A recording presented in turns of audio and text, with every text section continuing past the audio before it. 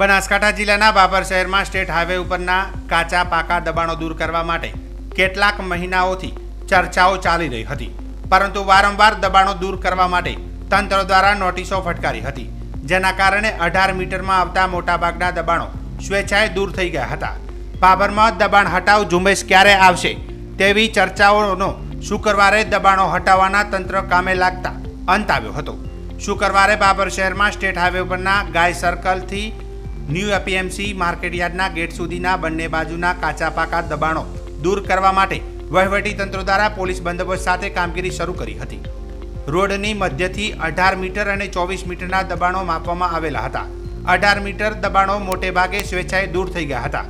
24 મીટરમાં આવતા દબાણોને વહીવટી તંત્ર દ્વારા માત્ર ઓટલાઓ તેમજ દુકાનના શેડના દબાણો તોડી પાડવામાં આવ્યા હતા, જ્યારે 24 મીટરમાં આવતા પાકા દબાણો પર વહીવટી તંત્રએ રહેમ નજર રાખીને નોટિસ આપી એક મોકો આપ્યો હતો કે 4 દિનમાં દૂર કરવાની બાંયધરી આપી હતી. પત્રમાં લેવામાં આવ્યું હતું અને દબાણદારોએ પાસેથી બાંયધરી લીધી હતી, જેના કારણે 18 મીટરમાં આવતા દબાણ દૂર કરી રોજગારી મેળવતા નાના ધંધાદારીઓના તંત્રની ભેદભાવની નીતિ સામે આક્રોશ ફેલાયો હતો. તેમજ 24 મીટરમાં આવતા માલિકીની દુકાનોના ઓટલા તેમજ શેડ તોડવામાં આવતા દુકાનદારોને નુકસાન વેઠવાનો વારો આવ્યો હતો. તેમજ તંત્ર દ્વારા વર્ષમાં 2 વાર ગાય સર્કલથી ન્યૂ એપીએમસી સુધી દબાણ હટાવવાની કામગીરી કરવામાં આવતા અન્ય વિસ્તારોમાં પણ દબાણ હટાવવાની કામગીરી ન કરતા લોકોમાં રોષ જોવા મળ્યો હતો.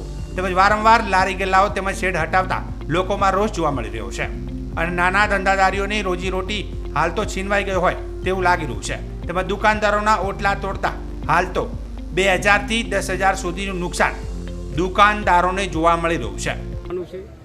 આજરોજ માનનીય મદદનીશ કલેક્ટર સાહેબ સુઈગામના માર્ગદર્શન નીચે બાબર ગાય સર્કલથી માંડી અને બસ સ્ટેન્ડ સુધી દિયોદરના રોડ સુધીમાં જે નગર માર્ગ અને મકાન રાજ્ય અને નગરપાલિકા વિસ્તારની હદમાં જે બિન અધિકૃત દબાણો અગર લારી ગલ્લા અગર બિન અધિકૃત માણસો જે બેઠેલા છે એ લોકોને દૂર કરવાનું એક અભિયાન માનનીય મદદનીશ કલેક્ટર સાહેબની સૂચનાથી આજે આયોજન કરવામાં આવેલું છે, જેના ભાગરૂપે પ્રથમ તબક્કે 18 મીટરમાં આવતા તમામ દબાણો ફરજિયાત દૂર કરવાના થાય છે, જ્યારે 18 થી 24 મીટરમાં માનનીય મદદનીશ કલેક્ટર સાહેબના માર્ગદર્શન મુજબ દબાણો દૂર કરવાના થાય છે.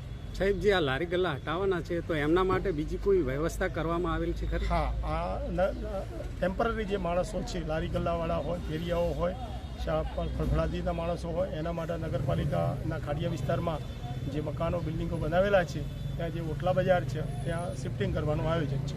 સાહેબ, કેટલા સમયમાં રોડની કામગીરી શરૂ કરવામાં આવશે? રોડનું મારી જાણકારી મુજબ હમણાં જ મેં એના જે એસઓ જોડે ચર્ચા કરી તો એમનું એવું કહેવું છે કે આનું રીટેન્ડરિંગની કામગીરી ચાલુમાં છે. ટેન્ડર હજી સેન્કશન થયું નથી.